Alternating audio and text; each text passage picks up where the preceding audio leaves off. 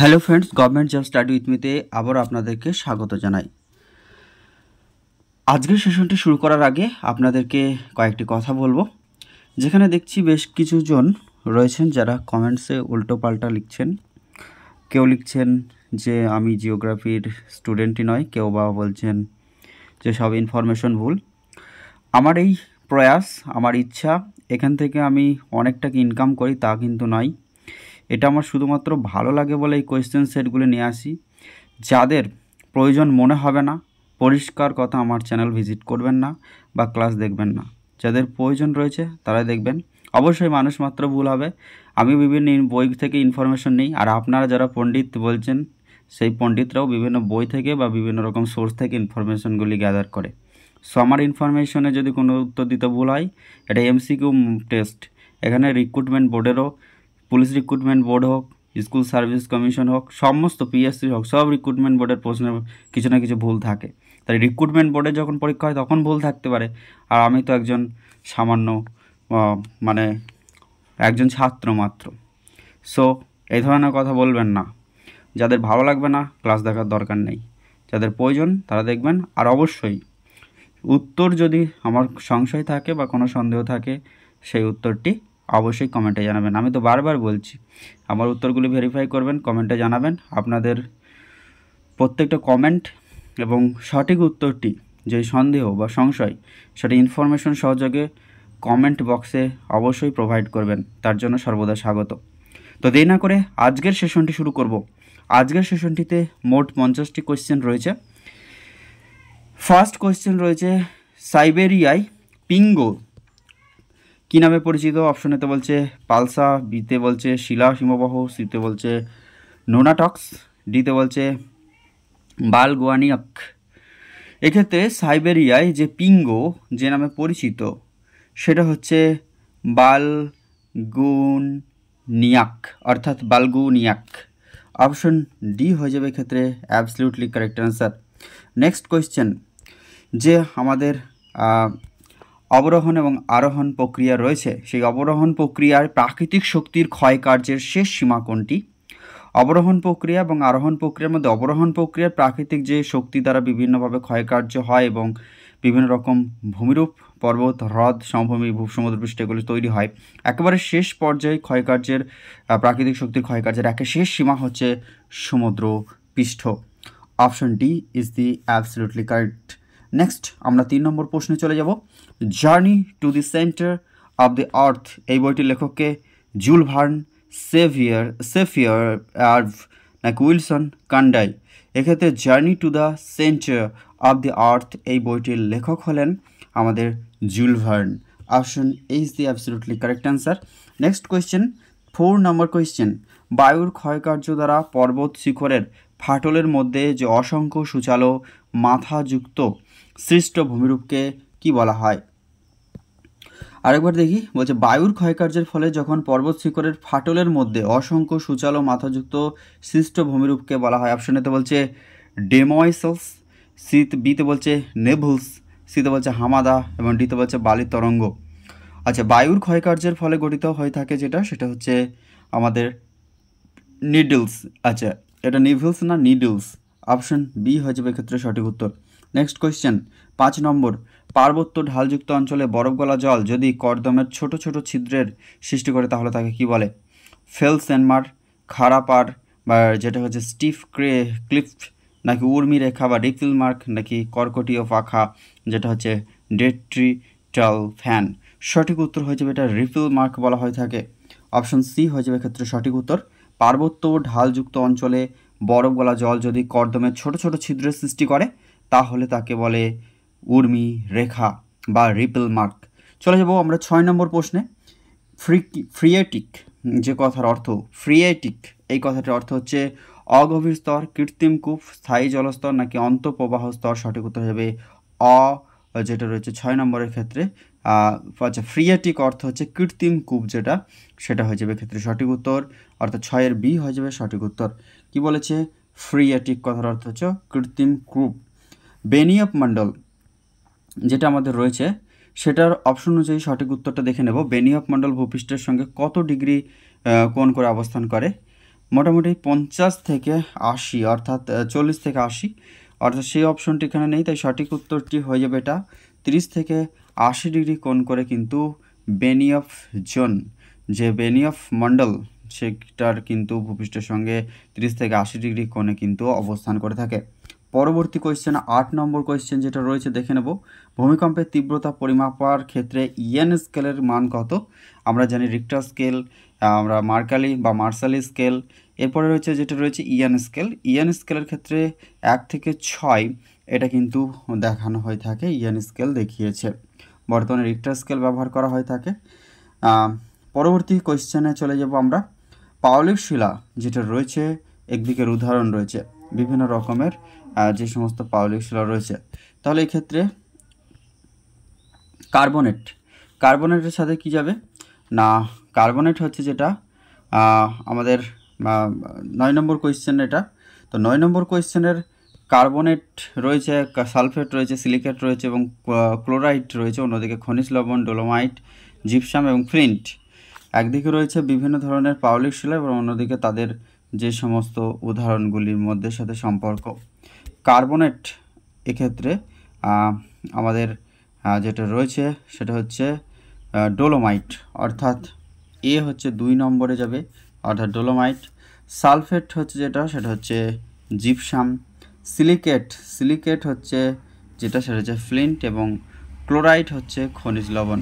Chloride হচ্ছে একটি খনিজ লবণ, সিলিকেট হচ্ছে ফ্লিন্ট, সালফেট হচ্ছে জিপসাম, কার্বনেট হচ্ছে ডোলোমাইট।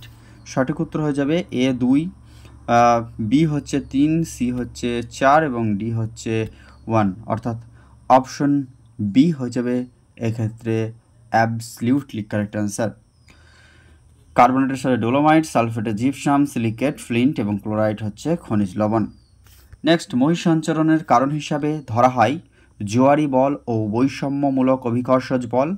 বিতে বলছে পরিচলন স্রোত ও পৃথিবীর আবর্তন বল। সিতে বলছে কেন্দ্রমুখী প্লবতা বল। ডিতে বলছে সব কারণগুলি উপযুক্ত। এক্ষেত্রে মহাসঞ্চারণের কারণ হিসাবে ধরা যায় যেটা সেটা হচ্ছে জোয়ারি বল ও বৈষম্যমূলক অভিকর্ষজ বল।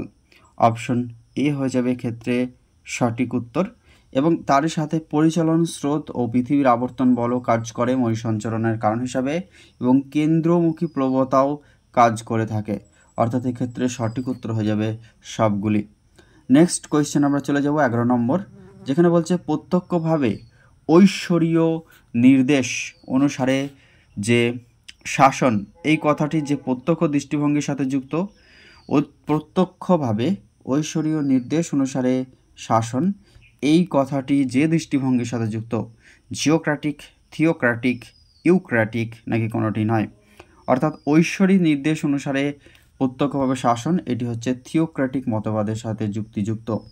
ইমানুয়েল কান্টের মতে জ্ঞান হলো জ্ঞান আরোহণ করবার মুখ্য পদ্ধতি কোনটি? অপশন এতে বলছে ইন্দ্রিয়গ্রাহ্য অনুভূতি ও অভিজ্ঞতার দ্বারা, এবং বিতে বলছে যেটা সেটা হচ্ছে আমাদের যুক্তিযুক্ত হবে এটা, বা যুক্তি বিশ্লেষণ ও তাত্ত্বিক ব্যাখ্যা দ্বারা। অবশ্যই ইন্দ্রিয়গ্রাহ্য অনুভূতি এবং অভিজ্ঞতাটাই হচ্ছে একটা বিশ্লেষণ বা তাত্ত্বিক ব্যাখ্যার দ্বারা, অর্থাৎ এ এবং বি উভয়ই সত্য। নেক্সট কোয়েশ্চেন চলে যাব আমরা 13 নম্বর প্রশ্ন। ভিডাল দি লা ব্লাচ, এই ভিডাল দি লা ব্লাচ তিনি এর সত্য সংঘবদ্ধ এলাকার নিজ প্রাকৃতিক ও সাংস্কৃতিক ক্রিয়া প্রতিক্রিয়ার মাধ্যমে যে বৃহৎ আকারের অঞ্চলের জন্ম দেয় তাকে বলা হয় পেইজ। দিতে বলছে পেইসেজ নাকি হ্যাবিটেট না কালচারাল ল্যান্ডস্কেপ। সঠিক উত্তর হয়ে যাবে পেইসেজ বা প্যাসেজ হয়ে যাবে এক্ষেত্রে ভিডাল দি লা ব্লাচের যে সত্য সংঘবদ্ধ এলাকার নিজ প্রাকৃতিক ও সাংস্কৃতিক ক্রিয়া প্রতিক্রিয়ার মাধ্যমে যে বৃহৎ আকারের অঞ্চলের জন্ম দেয় সেটার নাম হচ্ছে পেইসেজ। নেক্সট হচ্ছে প্রথম কোন পণ্ডিত ব্যক্তিত্ব পৃথিবীর মানচিত্রে দ্রাঘিমাংশ অঙ্কন করার চেষ্টা করেন? প্রথম দ্রাঘিমাংশ অক্ষাংশগতভাবে প্রথম করেন যিনি, তিনি হলেন অ্যানাক্সিমিন্ডার। কিন্তু এখানে বলছে দ্রাঘিমাংশ বা লঙ্গিটিউড গতভাবে মানচিত্র অঙ্কন করার প্রথম চেষ্টা করেছিলেন, তিনি হলেন হেরোডটাস। নেক্সট, বই একদিকে রয়েছে এবং অন্যদিকে তাদের লেখকগুলি রয়েছেন, তাহলে সেই অনুযায়ী জিওপিরিয়ডিস এই বইটির লেখক হচ্ছেন যিনি, তিনি হচ্ছেন আচ্ছা অপশন এতে বলছে জিওপিরিয়ডিস, বিতে বইটার নাম হচ্ছে ভলকার কুন্ডে, তারপর হচ্ছে জিওগ্রাফিক্স আর নেচার অফ জিওগ্রাফি। তো 15 নম্বরের কোয়েশ্চেনে যেটা হচ্ছে অর্থাৎ প্রথম হচ্ছে জিওপিরিয়ডস, এটা হচ্ছে সেটা হচ্ছে হেকাটিয়াসের লেখা। তারপরে হচ্ছে যেটা ভলকার কুন্ডে, এটা হচ্ছে অস্কার পেসচির লেখা। জিওগ্রাফিক্স এটি হচ্ছে স্ট্র্যাবোর লেখা, এবং নেচার অফ জিওগ্রাফি হচ্ছে রিচার্ড চার্লের লেখা। তো সেগুলো যে সঠিক উত্তর হয়ে যাবে অপশন ডি। নেক্সট কোয়েশ্চেনে চলে যাব। পরবর্তী কোয়েশ্চেন 16 নম্বর, কোরিওলিস শক্তি বায়ুমণ্ডলীয় চাপ জনিত শক্তি এবং সমচাপ রেখার বক্রতাজনিত কেন্দ্রাতিক শক্তির সমতা স্থাপন করবার জন্য সৃষ্ট বায়ুকে বলা হয় গ্রেডিয়েন্ট উইন্ড। অপশন এ হয়ে যাবে ক্ষেত্রে সঠিক। নেক্সট, হিপ্পালাস 45 খ্রিস্টাব্দে যে ঋতুকালীন বায়ুর সাহায্যে রেড সি পোর্ট থেকে ভারতে আগমন ও শীতকালে কেরল থেকে প্রত্যাবর্তন করেন তাকে তিনি নামকরণ করেন।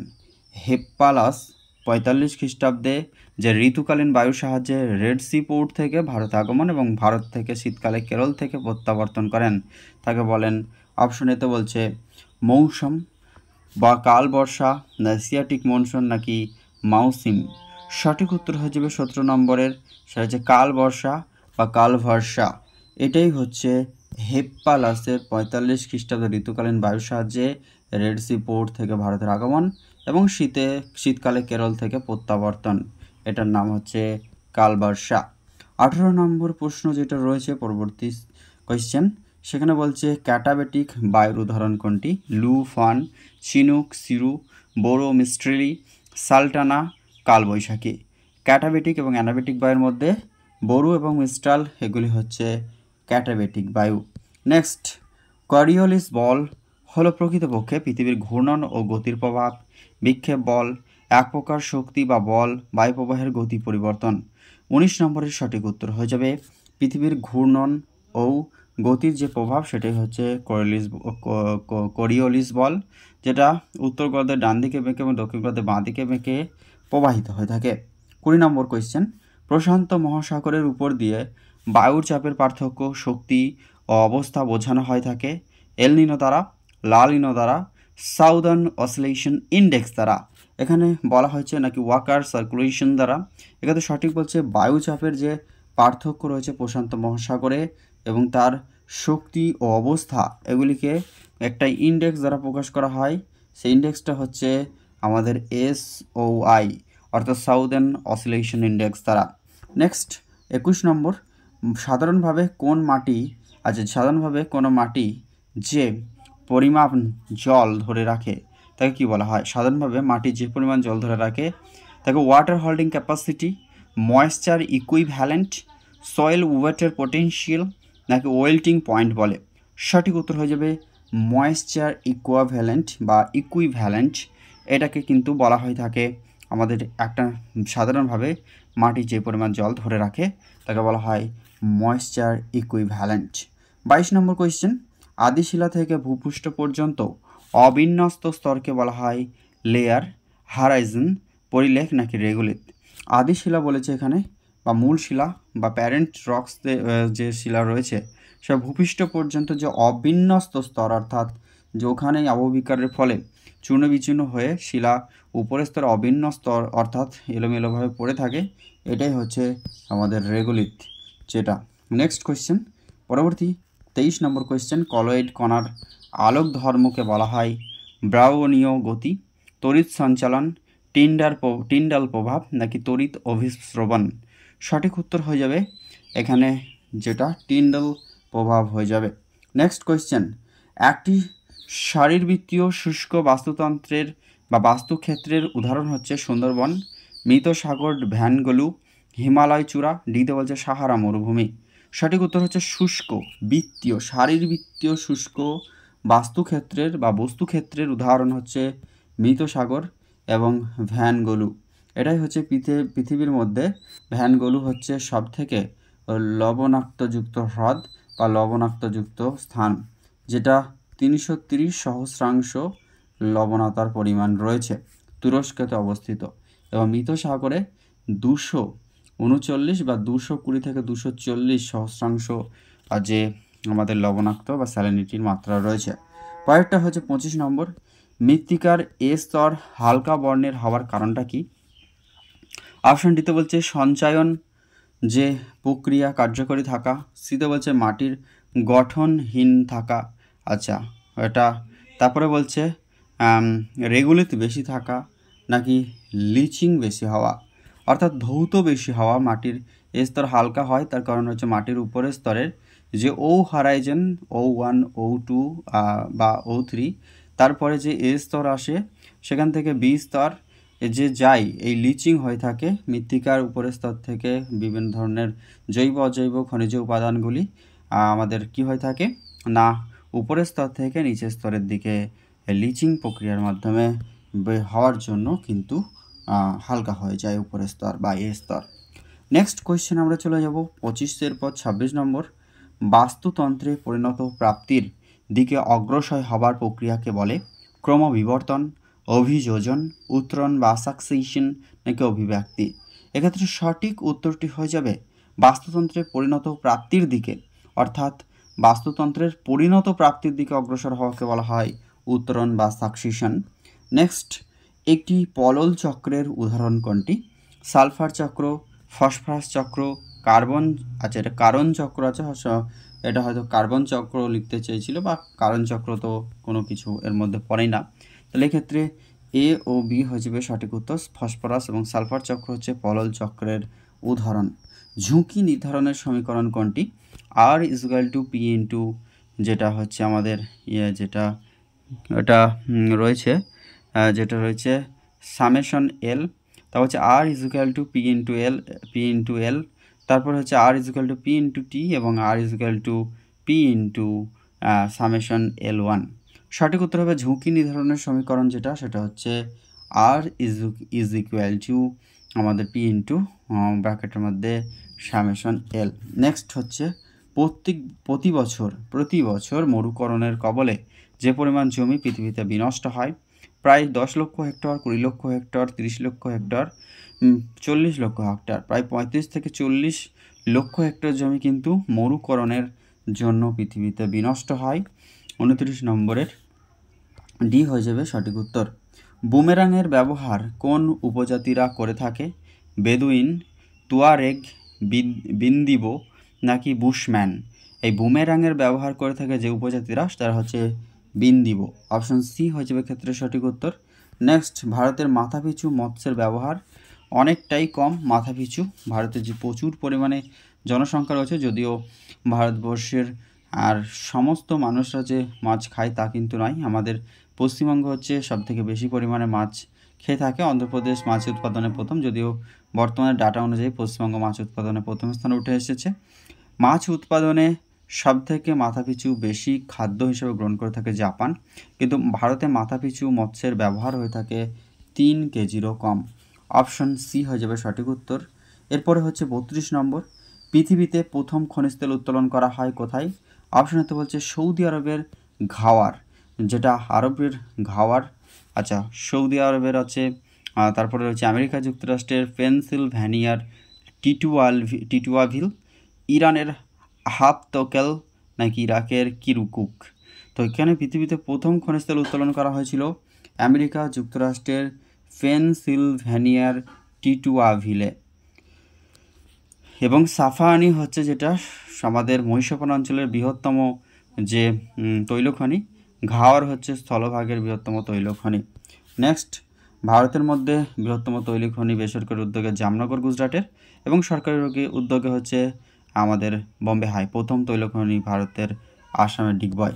নেক্সট কোয়েশ্চেন, পৃথিবীর বৃহত্তম টুনা মাছের বাজার হলো আমেরিকার ফুলটন বাজার, সিডনি ফিশ মার্কেট, কোরিয়ার বুথান, জাপানের সুজুকি। পৃথিবীর বৃহত্তম টোনা ফিশ, এই টোনা ফিশ রয়েছে প্রচুর পরিমাণে টুনা ফিশের যে বাজার রয়েছে সেটা জাপানের যেটা সুজুকি, অর্থাৎ টুনা ফিশ হচ্ছে যে মাছ যে প্রতিনিয়ত চলতে থাকে এবং যদি চলা বা এরা গমন থামিয়ে দেয় তাহলে এদের যে শ্বাসযন্ত্র সেটাও কাজ বন্ধ করে দেয়, অর্থাৎ মৃত্যুর দিকে ঢলে পড়বে। তাই টোনা মাছকে জল থেকে তোলার সঙ্গে সঙ্গেই এই মাছ মারা যায়। টোনা ফিশ হচ্ছে বৃহত্তম বাজার হচ্ছে জাপানের সুজুকি। নেক্সট 34 নম্বর প্রশ্ন, যেখানে কি বলছে, যেটা এর মধ্যে কোনটি ইউরেনিয়ামের আকরিক? ইউরেনিয়ামের আকরিকের মধ্যে পিচ ব্লেন্ড রয়েছে, আমাদের কার্মোটাইট, তারপর হচ্ছে ওটুনাইট, কপিরাইট, এই যেগুলি রয়েছে ইউরেনিয়াম হচ্ছে আমাদের এগুলি আকরিক বা ওরি, এই সবগুলি হয়ে যাবে ক্ষেত্রে সঠিক উত্তর। এবং যেটা রয়েছে আমাদের ইউরেনিয়াম 239 বা ইউরেনিয়াম 235, এগুলি আমাদের পারমাণবিক গবেষণা কেন্দ্রে বা পারমাণবিক যে শক্তি উৎপাদনে বর্তমানে কাজে লাগানো হয়ে থাকে। নেক্সট হচ্ছে ক্রিওজেট তেল পাওয়া যায় কোথা থেকে? কয়লা থেকে, পেট্রোলিয়াম থেকে, টারসেন্ট থেকে, প্রাকৃতিক গ্যাস থেকে। ক্রিওজিট বা ক্রিওজাইট অয়েল পাওয়া যায় কয়লা থেকে।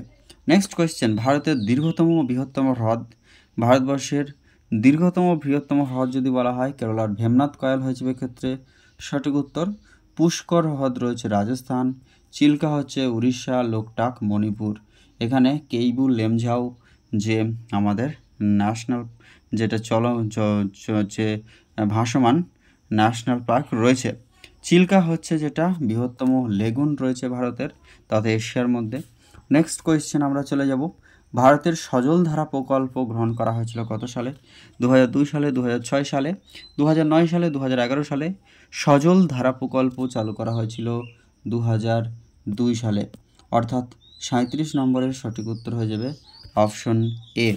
38 নম্বর কোয়েশ্চেন, ভারতের সীমান্ত অর্থাৎ আমাদের যে স্থলভাগ এবং জলভাগ মোট সীমান্ত রেখার দৈর্ঘ্য কত? 16,300 কিমি, 19,312 কিমি, 15,200 কিমি, 14,195 কিমি। সঠিক উত্তর হচ্ছে 15,200 কিলোমিটার হচ্ছে ভারতের সীমান্ত রেখার দৈর্ঘ্য। এবং এক্ষেত্রে 7,516 সম্ভবত যেটা স্থলভাগের, এবং 6,000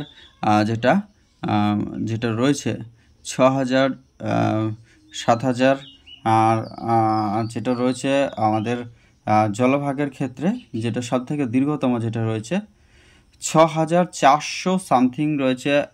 সরি ফ্রেন্ডস, এই ইনফরমেশনটা এই মুহূর্তে মনে নেই, আপনারা কমেন্টে জানাবেন যে ভারতবর্ষের যে জলভাগের যে সীমানা রয়েছে বিভিন্ন উপকূলবর্তী সেই সীমানার দৈর্ঘ্যটা কত। আচ্ছা, স্থলভাগ এবং জলভাগ মিলিয়ে মোট 15,200 কিমি দৈর্ঘ্য রয়েছে। এবং ভারতবর্ষের উপকূল রেখা দীর্ঘতম যদি বলা হয় সেক্ষেত্রে গুজরাটের কাথিওয়াড় উপকূল সবথেকে বৃহত্তম রয়েছে। ভারতবর্ষের যে উপকূলগুলি রয়েছে আমাদের গুজরাটে রয়েছে কাথিওয়াড় উপকূল, মহারাষ্ট্র গোয়া রয়েছে কঙ্কন উপকূল, কেরালা রয়েছে মালাবার উপকূল, তামিলনাড়ুতে রয়েছে করমণ্ডল উপকূল, উড়িষ্যায় রয়েছে আমাদের উত্তর সাগর বা রিয়া উপকূল বা যেটা আমাদের উড়িষ্যা এবং পশ্চিমবঙ্গের বিস্তীর্ণ বাংলাদেশে রয়েছে বঙ্গোপসাগরীয় উপকূল। তো এই যে উপকূলগুলি রয়েছে মোট পশ্চিমবঙ্গ, উড়িষ্যা, তারপরে হচ্ছে আমাদের তামিলনাড়ু, অন্ধ্রপ্রদেশ, তারপর কর্ণাটকা, পশ্চিমবঙ্গ, উড়িষ্যা, তামিলনাড়ু, কর্ণাটকা, অন্ধ্রপ্রদেশ, কেরালা, গোয়া এবং যেটা গুজরাট ও মহারাষ্ট্র, মোট 9টি রাজ্যে কিন্তু উপকূল রয়েছে। ভারতবর্ষের সোনালী চতুর্ভুজের মোট দৈর্ঘ্য কত? 2002 সালে না 2004 সালে না 2005 সালে না 2006 সালে সোনালী চতুর্ভুজ আমাদের ভারতবর্ষে যে গোল্ডেন যে সোনালী গোল্ডেন যে আমাদের রোডের উপরে 4টি মূল যে সিটি মেগা সিটি যেগুলি সেগুলোকে যুক্ত করার জন্য যে পরিকল্পনা গ্রহণ করা হয়েছিল সেটা কত সালে, সেটা আপনারা কমেন্টে জানাবেন। 2002 না 2004 না 2000 সালে না 2006 সালে। তো এক্ষেত্রে কোয়েশ্চেনটা হচ্ছে ভারতবর্ষের সোনালী চতুর্ভুজের মোট দৈর্ঘ্য কত? 5,846 কিমি, 4,846 কিমি, 5,684 কিমি নাকি 6,854 কিমি? আমাদের দিল্লি, মুম্বাই, কলকাতা এবং চেন্নাইকে যুক্ত করেছে যে বর্গাকারে সোনালী চতুর্ভুজ, সেটা হচ্ছে আমাদের 5,846 কিমি, 5,846 কিলোমিটার। নেক্সট কোয়েশ্চেনে চলে যাব আমরা। ট্রু নর্থ নির্দেশ করে অক্ষরেখাকে, এক্ষেত্রে সঠিক উত্তর হয়ে যাবে যেটা অক্ষরেখাকে, দ্রাঘিমা রেখাকে, অক্ষাংশকে, আচ্ছা পৃথিবীর চৌম্বক মেরুকে। ট্রু নর্থ এটা যেটা সেটা হচ্ছে দ্রাঘিমা রেখাকে নির্দেশ করে। আমাদের অক্ষরেখা এবং দ্রাঘিমা রেখা অনুযায়ী গোটা পৃথিবীকে দেখানো হয়ে থাকে বিভিন্ন স্কেলে। সেক্ষেত্রে ট্রু নর্থ নির্দেশক হচ্ছে দ্রাঘিমা রেখা। 22 ডিগ্রি WCB হলে তার রিডিউসড বিয়ারিং হবে south 60 degree east. Option A is the absolutely correct answer. ব্যক্তি বা বস্তু বা পদের সহজাত গুণ বা বৈশিষ্ট্যের ভিত্তিতে যে সকল রাশিমালা সংগ্রহ করা হয়ে থাকে তাকে বলা হয় interval data, ratio data, nominal data নাকি অর্ডিনাল ডাটা। যেখানে বলছে গুণ এবং বৈশিষ্ট্য ও কোনো একটা বস্তুর যে গুণ ও বৈশিষ্ট্যকে যে সকল রাশি মালা সংগ্রহ করা হয়, স্ট্যাটিস্টিক্সে দ্বারা কালেকশন করা হয়, ডেটা কালেকশন করা হয়, সেগুলি হচ্ছে নমিনাল ডেটা। নেক্সট আমরা চলে যাব 43 নম্বর কোয়েশ্চেন। সূর্য থেকে আগত বর্ণালীর যে অংশ মানব চক্ষের দৃষ্টিগোচর হয় তাকে বলা হয় colours bands, EMR, visible spectrum, EMS। সঠিক উত্তর হচ্ছে সূর্য থেকে আগত বর্ণালীর যে অংশ মানব চক্ষে দৃষ্টিগোচর হয় তাকে বলা হয় ভিজিবল স্পেকট্রাম। নেক্সট কোয়েশ্চেন আমরা চলে যাব 44 নম্বর কোয়েশ্চেন। ইন্টারাপ্টেড সাইনুসাইডাল, আচ্ছা ইন্টারাপ্টেড সাইনুসাইডাল প্রজেকশনের মাধ্যমে দেখানো হয়ে থাকে সমগ্র পৃথিবীকে। অপশন এ হয়ে যাবে ক্ষেত্রে অ্যাবসলিউটলি কারেক্ট অ্যান্সার। 45 নম্বর কোয়েশ্চেনে চলে যাব। সারা জীবনব্যাপী বিভিন্ন বয়সী মহিলারা মাথাপিছু যতজন শিশুর জন্ম দেয় তাকে বলা হয় জন্মহার, মোট প্রজনন হার, প্রামাণ্য জন্মহার নাকি যোজিত জন্মহার। সঠিক উত্তর হয়ে যাবে সেটা হচ্ছে মোট প্রজনন হার, মোট fertility rate, total fertility rate. জনবিবর্তন তত্ত্বের দ্বিতীয় পর্যায়ে জন্মহারের তুলনায় মৃত্যুহার কম হওয়ার কারণে জনসংখ্যা দ্রুত বৃদ্ধি পায়। একে কি বলা হয়? জনবিবর্তন বা আমাদের পপুলেশন যে ইভলিউশন হচ্ছে, পপুলেশনের বিবর্তন হচ্ছে, সেই তত্ত্ব আছে যে জনবিবর্তন যে তত্ত্ব রয়েছে সেই অনুযায়ী দ্বিতীয় পর্যায়ে জন্মহারের তুলনায় মৃত্যুহার কম হওয়ার কারণে জনসংখ্যা দ্রুত আমাদের কি হচ্ছে বৃদ্ধি পাচ্ছে, অর্থাৎ পপুলেশন এক্সপ্লয়টেশন হয়। এই পপুলেশন এক্সপ্লয়টেশনকে এখানে সবগুলাই ঠিক হবে, কিন্তু যেহেতু একটা পার্টিকুলার থিওরির কথা বলছে জনবিবর্তন যে তত্ত্ব, সে তার দ্বিতীয় পর্যায়ে জন্মহারের তুলনায় মৃত্যুহার হওয়ার কারণে জনসংখ্যা দ্রুত বৃদ্ধি পায়, একে বলা হয় জনসংখ্যা ফাঁদ। নেক্সট হচ্ছে 60 বছর প্লাস বয়সী জনসংখ্যার অধিক হলে, অর্থাৎ 60+ যে সংখ্যা, সেই সংখ্যা যদি বেশি সংখ্যক হয়ে থাকে তাহলে সেই অবস্থাকে বলা হয়ে থাকে নির্ভরশীলতার আধিক্য, demographic time bomb, baby boom নাকি সবগুলি। 60 বছরের বেশি যদি জনসংখ্যা উত্তরোত্তর বৃদ্ধি পায় বা অধিক হয়, সেক্ষেত্রে তাকে আমরা বলে থাকি demographic time bomb. Next question 48 নম্বর কোয়েশ্চেন, যেখানে কি বলছে যে প্রতি হাজার মোট জীবিত জন্ম শিশুর সংখ্যা ও প্রজনন সময়ের মোট মহিলা সংখ্যার অনুপাতকে কি বলে? গোত্রপুঞ্জ, নিট পুনর্প্রজনন হার, পরিপূর্ণ প্রজনন হার নাকি যোজিত প্রজনন হার। সঠিক উত্তর হয়ে যাবে ক্ষেত্রে সেটা হচ্ছে পরিপূর্ণ প্রজনন হার। নেক্সট কোয়েশ্চেনে চলে যাব 49 নম্বর, এবং যেটা রয়েছে ভারতের প্রাচীনতম শিল্পাঞ্চল যদি বলা হয় বোম্বাই পুনে শিল্পাঞ্চল, হুগলি শিল্পাঞ্চল, ছোটনাগপুর শিল্পাঞ্চল, আহমেদাবাদ শিল্পাঞ্চল। সব থেকে প্রাচীনতম শিল্পাঞ্চল হয়ে যাবে হুগলি, যেখানে আমাদের যে পাট শিল্পাঞ্চল এবং বস্ত্রবয়ন শিল্প কিন্তু গড়ে উঠেছিল হুগলিকে কেন্দ্র করে। পরবর্তীকালে বোম্বে শিল্পাঞ্চল গড়ে উঠেছিল এবং তার পরবর্তীকালে ছোটনাগপুর শিল্পাঞ্চলে আমাদের যে কয়লা এবং খনিজ উপাদানগুলির উপর ভিত্তি করে বিভিন্ন শিল্পাঞ্চল গড়ে উঠেছে এবং শেষে আহমেদাবাদ শিল্পাঞ্চল গড়ে উঠেছে। নেক্সট হচ্ছে আজকের সেশনের লাস্ট এবং 50তম কোয়েশ্চেনটি দেখে নেব।